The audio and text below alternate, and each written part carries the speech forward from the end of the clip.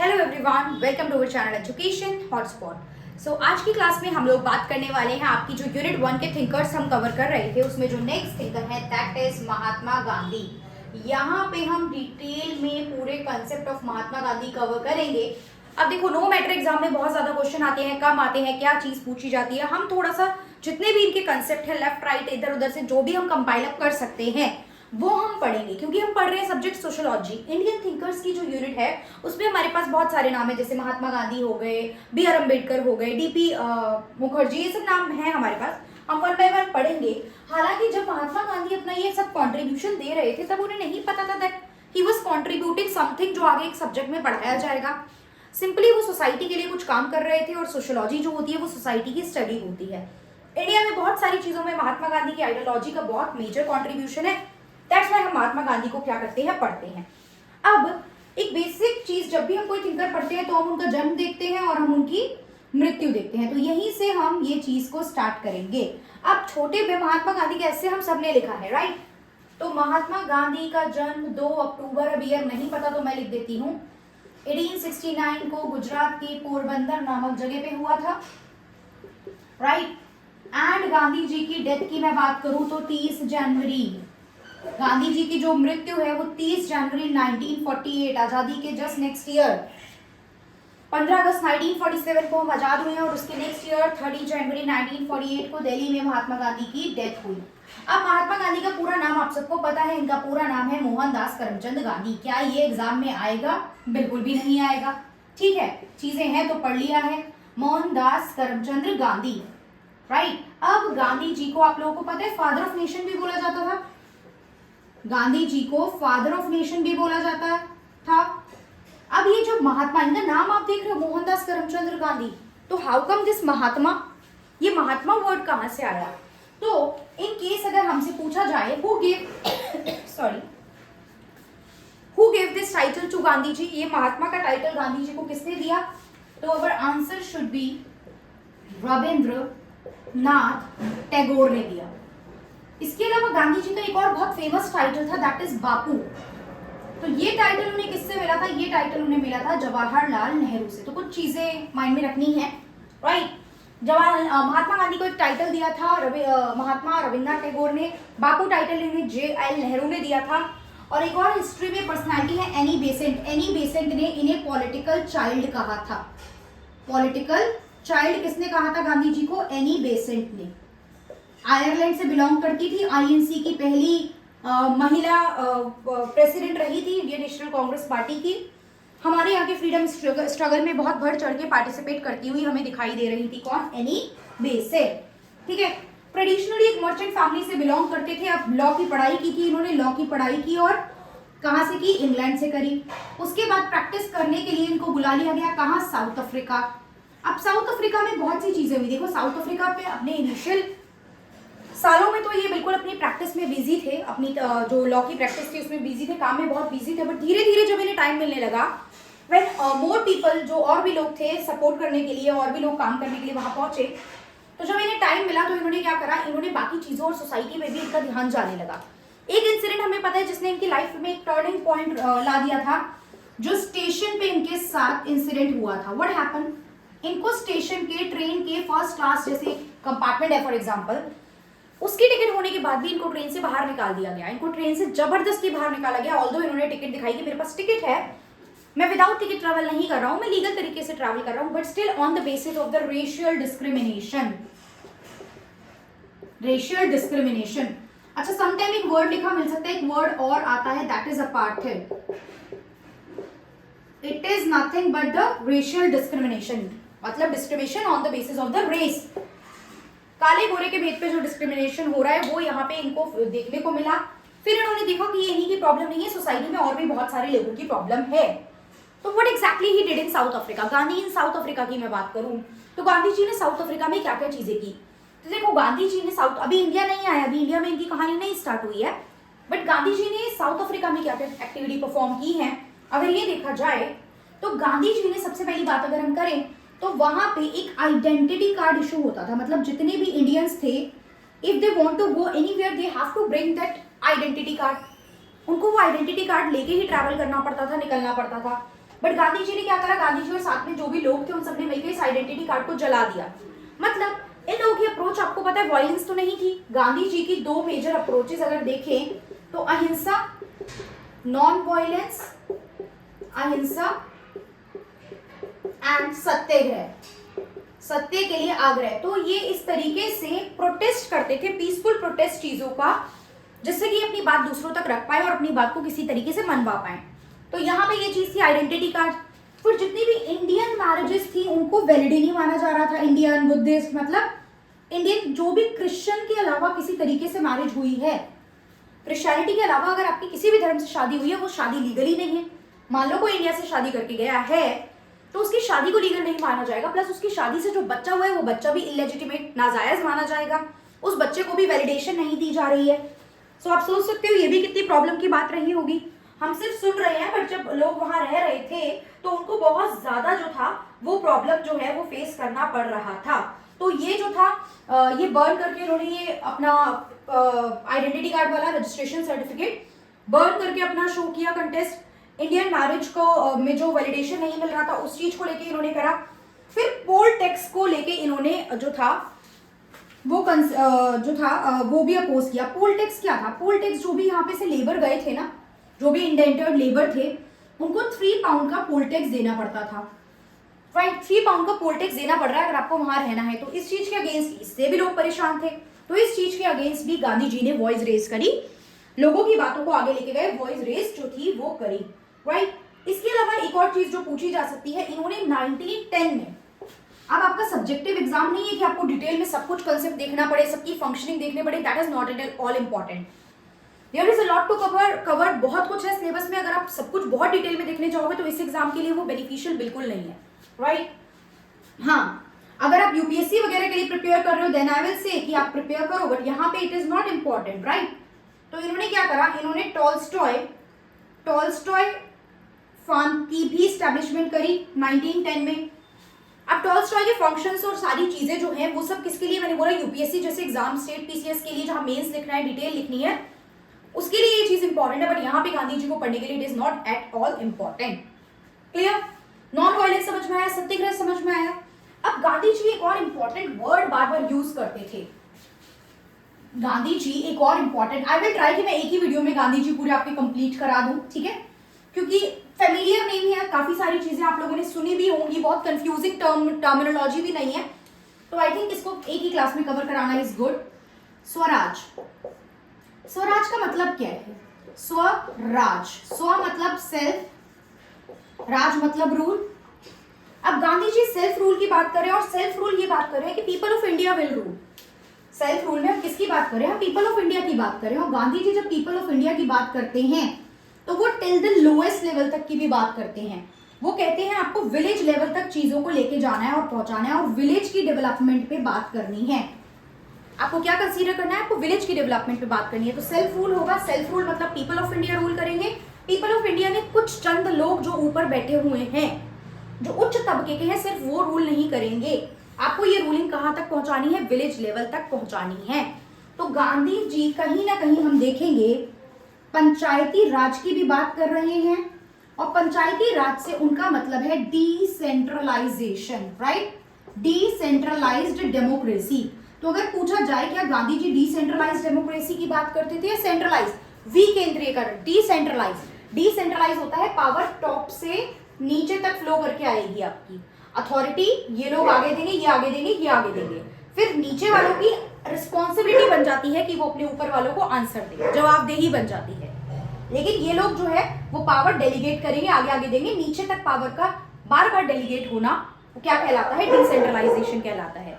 तो आपकी डेमोक्रेसी कैसी रहेगी?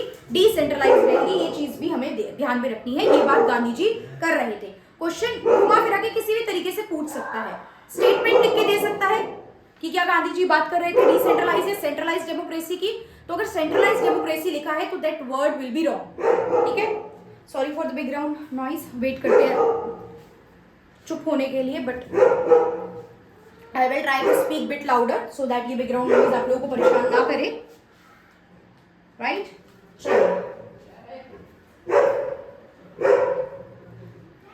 अब बात करते करते थे गांधी जी एक और स्वराज से रिलेटेड एक और वर्ड की बात करते थे, दैट इज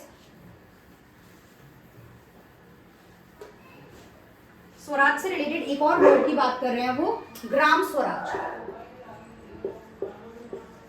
मतलब village rule. Gram Swaraj means village rule. Village rule में वो कहते थे कि आपके जो विलेज है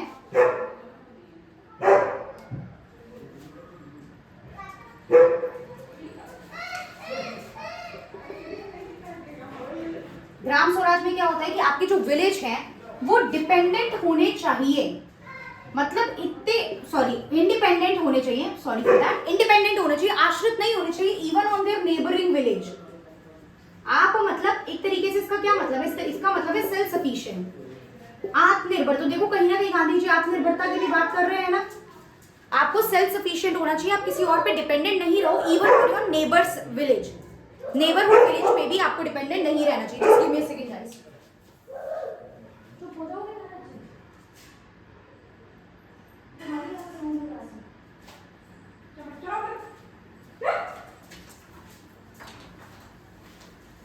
सेल्फ सफिशिएंट होना चाहिए आपको, इवन मतलब आपको सेल्फ सफिशिएंट होना चाहिए, आपको अपने नेबरिंग विलेज पे भी ज्यादा डिपेंडेंट नहीं होना चाहिए। हाँ, बट कहीं ना कहीं इंटर रिलेटेडनेस की भी बात करते हैं।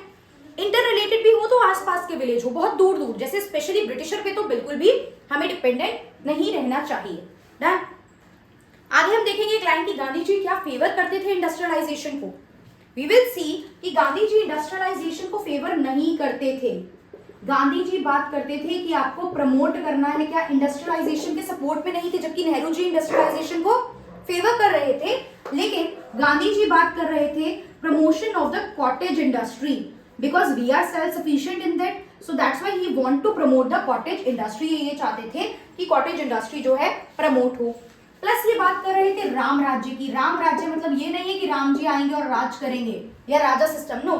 राम राज्य मतलब एक आइडियल स्टेट। एक आइडियल स्टेट में क्या, जैसे हम कहते हैं ना एक आदर्श विद्यार्थी, एक आदर्श टीचर में क्या क्या क्वालिटी होनी चाहिए, कुछ क्वालिटी है फिर हम मैच करते हैं दूसरे में है या नहीं है, टिक और रॉन्ग लगाते हैं।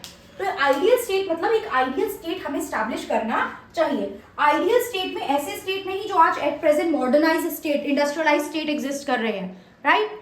तो ये चीज वो बात कर रहे थे। प्लस वो बात कर रहे थे कि हमें नॉन वायलेंट जो मेजर है वो यूज करने चाहिए, हमें नॉन वायलेंट मेजर जो है वो यूज करने चाहिए, गांधी जी बात कर रहे थे। Hope it is clear. Gram Swaraj की बात कर रहे थे, बिल्कुल बात कर रहे थे। स्वराज की बात कर रहे थे, बिल्कुल बात कर रहे थे। Decentralisation democracy, decentralisation of power, बिल्कुल बात की है स्वराज के कंसेप्ट में। राम राज्य की बात की है, या राम राज्य मतलब एक आइडियल स्टेट। इंडस्ट्रियलाइजेशन के फेवर में थे क्या, नहीं थे, अगेंस्ट थे। कॉटेज इंडस्ट्री के प्रमोशन की बात कर रहे थे, बिल्कुल कर रहे थे।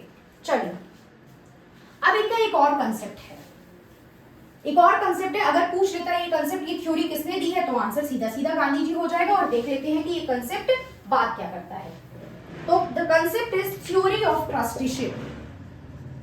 Theory of trusteeship.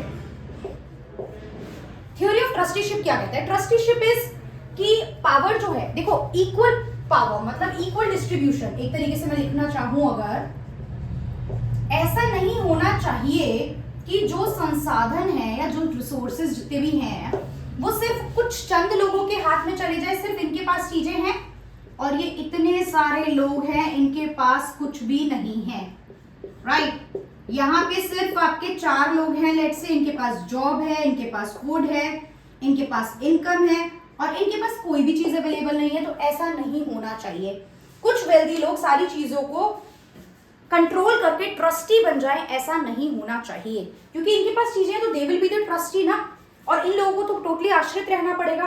तो यही चीज है कि आपको जो है ऐसा नहीं होना चाहिए। फिर उन्होंने ये बोला कि जो वेल्दी पीपल है वो ट्रस्टी बने और इनके वेलफेयर की बात करें। अगर होल्ड नहीं करना है, आपको एज अ ट्रस्टी एक्ट करना है। और ट्रस्टी होने का क्या मतलब है कि आप वेलफेयर ऑफ द पीपल की बात करो।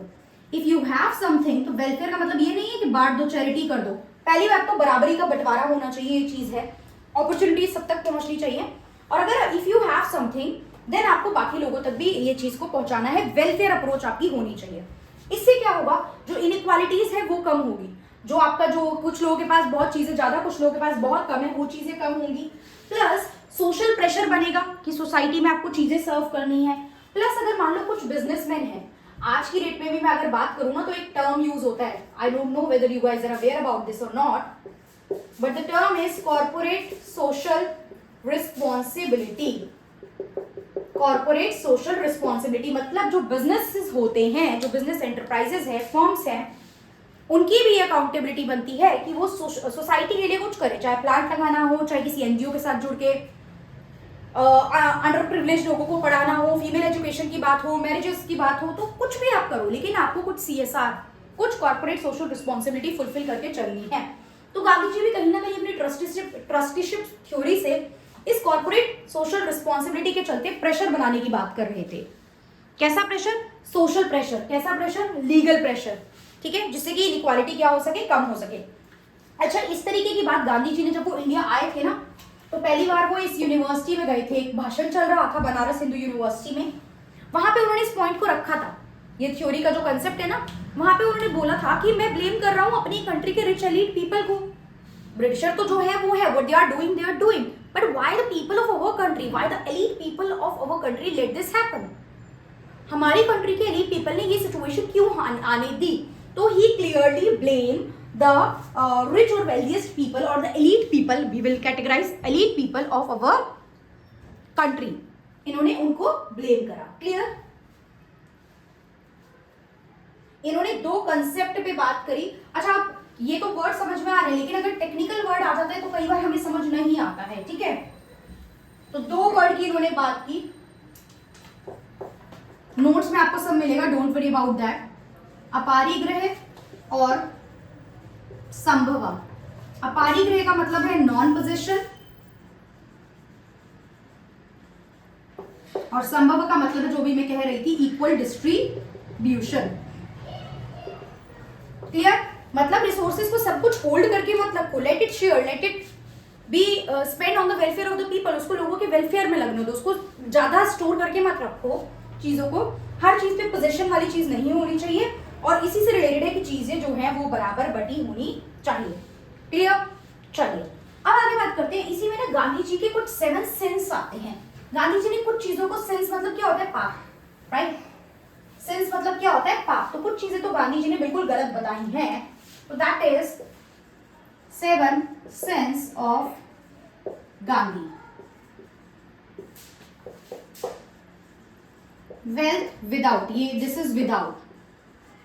क्लियर? ये विदाउट है, let me see whether you guys can see this और नॉट। ओके, अभी चल रही है वीडियो।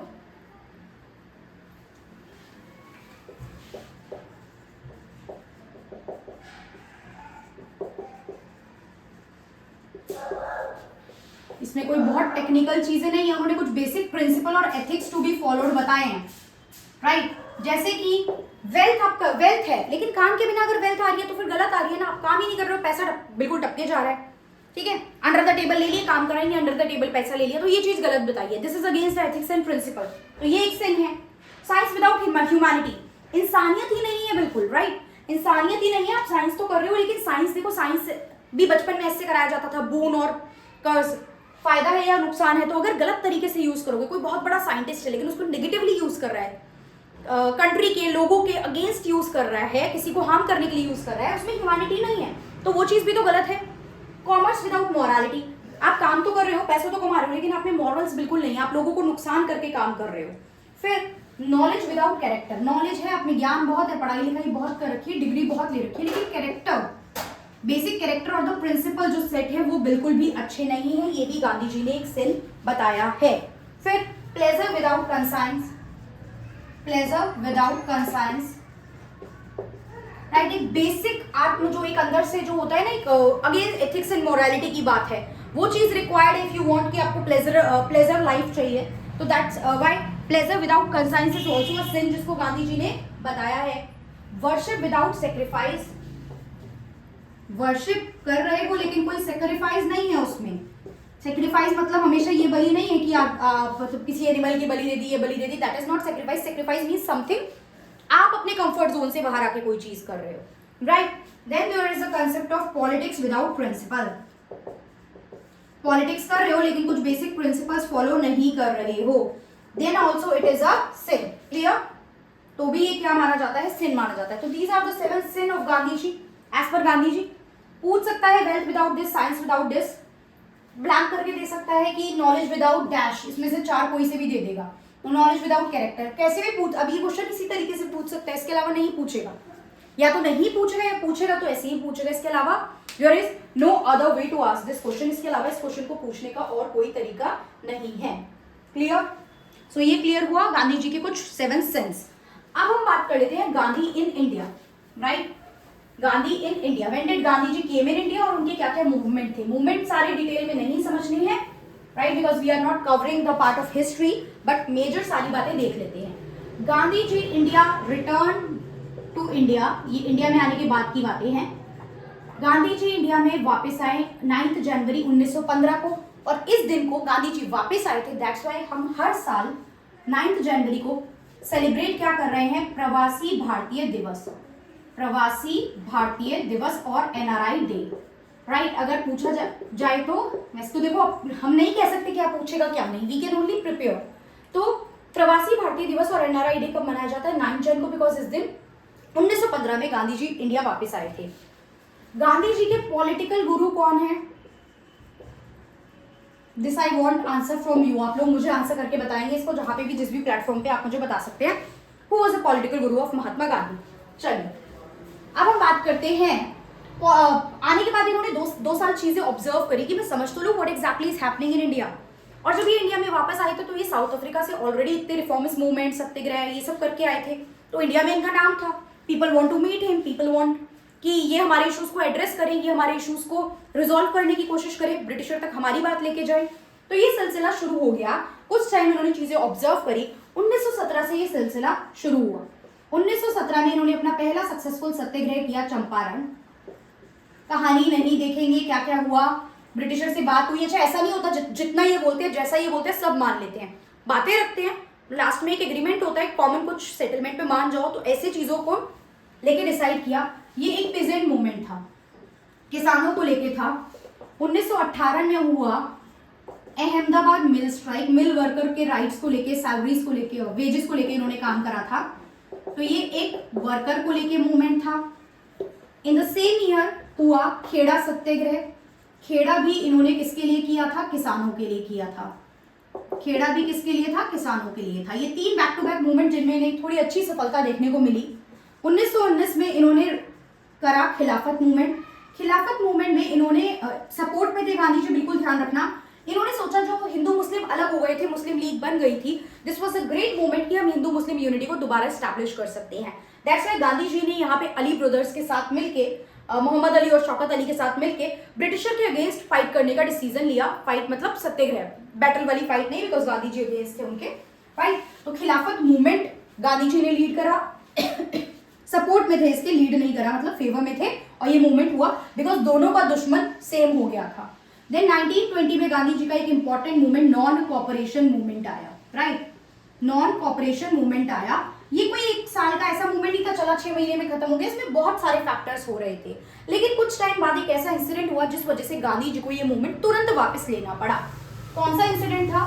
तो 1922 में हुआ चौरी चौरा इंसिडेंट। चौरी चौरा इंसिडेंट, जिसकी वजह से गांधी जी ने इसको वापस ले लिया, because Gandhi ji strictly follow करते थे अहिंसा, नॉन वायलेंस। यहाँ पे हमारे यहाँ के लोगों ने ब्रिटिश पुलिस का जो एक तरीके स्टेशन था, एक बैरिकेड काइंड ऑफ जहाँ लगे होते हैं, उन पे अटैक करा भीड़ ने। तो ये मूवमेंट बहुत वायलेंट टर्न हो चुका था हमारी तरफ से, वहां से भी चीजें होती। गांधी जी ने तुरंत यहाँ पे 1922 में जाके चौरी चौरा इंसिडेंट के बाद अपने नॉन कॉपरेशन मूवमेंट को ले लिया वापस। फिर हम लोग आगे अगर चलेंगे तो देखेंगे इसके बाद 1930 में, सीधा 1930 पे आएंगे, गांधी जी ने लीड करा civil disobedience movement. Civil disobedience movement, अच्छा, सिविल डिसोबीडियंस मूवमेंट का ही पार्ट था सॉल्ट सत्याग्रह। सॉल्ट सत्याग्रह जो दांडी मार्च गांधी जी ने करी थी सॉल्ट पे लग रही टैक्स को हटाने के लिए, वो किसका पार्ट था? वो सिविल डिसोबीडियंस मूवमेंट का ही पार्ट था। 1930 में जो ये आपने ये मूवमेंट लीड करा था, इसी का पार्ट था सॉल्ट सत्याग्रह। 1931 में गांधी जी ने अटेंड करी second round table conference of INC, मतलब आईएनसी को रिप्रेजेंट करते 3 राउंड टेबल कॉन्फ्रेंस हुई थी, जिसमें से पहली और तीसरी में तो रिप्रेजेंटेशन इंडियन नेशनल कांग्रेस का नहीं रहा था, बट दूसरी राउंड टेबल कॉन्फ्रेंस में आईएनसी की तरफ से गांधी जी ने रिप्रेजेंट किया था, और गांधी जी उस राउंड टेबल कॉन्फ्रेंस को अटेंड करने गए थे। क्या ऑब्जेक्टिव थे, क्यों हो रही थी राउंड टेबल कॉन्फ्रेंस, किस किसने और अटेंड करा था तीनों राउंड टेबल कॉन्फ्रेंस। तो this is not history class. Gandhi ji से रिलेटेड जितने भी फैक्ट, जितनी भी बातें, we are only covering that. So hope you understand that, ठीक है। उसके बाद एक और इंपॉर्टेंट चीज है, 1932 में गांधी जी ने साइन करा था एक पूना पैक्ट। क्वेश्चन आ सकता है पूना पैक्ट किस किस के बीच में साइन हुआ, राइट। तो पूना पैक्ट साइन हुआ था Gandhi ji and B R Ambedkar. Ambedkar पढ़ाऊंगी तो भी ये बात मैं आप लोगों को मेंशन करवाऊंगी दैट पूना पैक्ट किस किस के बीच में हुआ था। पूना पैक्ट हुआ था, इस समय गांधी जी यरवाड़ा जेल में थे। पूना में यरवाड़ा जेल है। गांधी जी को इस मूवमेंट के बाद जेल, यहाँ पे जेल में डाल दिया गया था। तो अंबेडकर जी गांधी जी से जेल में विजिट करने गए थे और वहां पे उन दोनों ने ये पैक्ट साइन करा था, राइट। कुछ जो आपके बैकवर्ड क्लासेस को लेके यहाँ पे कुछ प्रोविजंस पे बात भी की गई थी। डन। उसके बाद 1942 में आया क्विट इंडिया मूवमेंट, अंग्रेजों भारत छोड़ के जाओ, क्विट इंडिया मूवमेंट। तो ये तो कुछ मूवमेंट थे। अब कुछ और मिसलेनियस फैक्ट जो हम गांधी जी के रिगार्डिंग देख सकते हैं। चलिए पॉलिटिकल गुरु मैं ही यहाँ पे लिख देती हूँ, पता नहीं आप लोग का रिप्लाई आए ना आए तो मैं ही बता देती हूँ। Gopal Krishna Gokhale was the political Guru of Mahatma Gandhi. अब हम देखते हैं अगेंस्ट कुछ और इंडस्ट्रियलाइजेशन के अगेंस्ट थे गांधी जी, बिल्कुल। कॉटेज इंडस्ट्री को प्रमोट कर रहे थे, बिल्कुल कर रहे थे। गांधी जी ने क्या करा था, जो ये बैकवर्ड क्लास थी उनको हरिजन बोला था, ठीक है। आया हुआ है ये PYQ का पार्ट है, बहुत इजी क्वेश्चन है। हरिजन किसने दिया था शेड्यूल कास्ट वगैरह को ये टर्म, तो गांधी जी ने क्या दिया था, हरिजन टर्म दिया था। गांधी जी कास्ट मॉडल के अगेंस्ट थे लेकिन वर्ना को सपोर्ट करते थे। अच्छा डिफरेंस क्या है मैं आपको बता चुकी हूँ। वर्ना सिस्टम ऑक्यूपेशन के बेसिस पे था लेकिन कास्ट आगे जाते जाते बर्थ के बेसिस पे कर दिया था। तो गांधी जी कहते थे ये जो ऑक्यूपेशन के आधार पे सिस्टम सेट हुआ करता था वैदिक वगैरह में पहले जो लिस्टेड है वो गलत नहीं है, मैं उसे सही मान रहा हूँ। लेकिन हाँ ये जो कास्ट की हिरार्की के बेसिस पे आप जो कर रहे हो और फिर डिस्क्रिमिनेशन हो रही है वो चीज बिल्कुल गलत है। फिर एक और इंपॉर्टेंट चीज जो शायद आप लोगों को नहीं पता होगी, आपने कहीं नहीं पढ़ी होगी, there is a concept of theory of oceanic circle. अगर ये क्वेश्चन आता है ये किसने दी, ये भी गांधी जी ने दी है। नया नाम है, सुनने में अजीब लगेगा, क्वेश्चन आ सकता है। थ्योरी ऑफ ओशियानिक सर्कल क्या है, आप जब किसी पानी में पत्थर फेंकते हो आप देखते हो थोड़ी थोड़ी रिंग्स बनती है पानी में। आपने पत्थर पेबल फेंका और रिंग्स बन रही है। तो गांधी जी ने भी यही बोला कि सोसाइटी में भी तो यही है, बीच में एक इंडिविजुअल है, फिर विलेजेस हैं, विलेजेस मिलके कम्युनिटी बना रहे हैं, देन नेशन बन जाएगा। तो ये सेंटर पे इंडिविजुअल है, विलेज है, तो इस चीज का हमें ध्यान रखना चाहिए, विलेज का हमें ध्यान रखना चाहिए, विलेज डेवलपमेंट और विलेज रिपब्लिक का हमें बिल्कुल ध्यान रखना चाहिए। स्कूल ऑफ थॉट की बात करते हैं तो गांधी जी कॉन्फ्लिक्ट की बात नहीं कर रहे हैं, गांधी जी कोई सिंबॉलिक इंटरैक्शनिज्म की बात नहीं कर रहे हैं। गांधी जी एक फंक्शनलिस्ट थे, प्रकार्यवादी थे। ये फंक्शनलिस्ट मतलब एवरीथिंग एज अ फंक्शन, हर चीज का अपना फंक्शन है, सबको फंक्शनिंग में रहना चाहिए, इसकी बात गांधी जी करते थे। और ये कहते थे कि आपके सच्चाई से ज्यादा बड़ा, ट्रुथ से ज्यादा बड़ा, सही होने से ज्यादा बड़ा कोई रिलीजन नहीं है। हर रिलीजन से चीजें पॉजिटिव जो भी है वो लो और उसे अडॉप्ट करो। There is nothing, no religion higher than truth and righteousness, ये गांधी जी बोलते थे। इनकी किताब, इनकी बायोग्राफी का नाम पहले से शायद आप लोगों को पता होगा, my experiment with the truth. इनकी एक बुक जो फेमस इन्होंने लिखी थी that was Hind Swaraj, that is also important. Young India भी इन्होंने लिखी है, young India, Hind Swaraj, my experiment with truth, key to health, India of my dreams, these are certain books that is written by Gandhi ji. तो book से भी क्वेश्चन आ सकते हैं, बहुत ज्यादा नहीं है, वेरी लिमिटेड बुक, बट हाँ बहुत सारे छोटे छोटे कंसेप्ट हैं। So this is all about Gandhi ji. इससे ज्यादा हमें कुछ भी नहीं करना है। आई थिंक जो कहीं पे भी कवर होगा उससे ज्यादा चीजें हमने कवर करी। आप कहीं भी और से गांधी जी को पढ़ सकते हैं, बट सोशियोलॉजी के लिए। अब आप हिस्ट्री की क्लास देख के आओ तब कहो आपने ये छोड़ दिया, तो ऑब्वियसली फिर तो गांधी जी दो तीन घंटे लगते हैं पढ़ाने में, हर टॉपिक को डिटेल में पढ़ाया जाता है। बट एज पर सोशियोलॉजी हमने मोर देन एनीथिंग चीजें कवर कर ली हैं। सो आई होप आपको समझ में आया होगा। एक वीडियो में पूरा ही हमने अपना M K Gandhi thinker, Indian thinker unit 1 का पार्ट कंप्लीट करा है।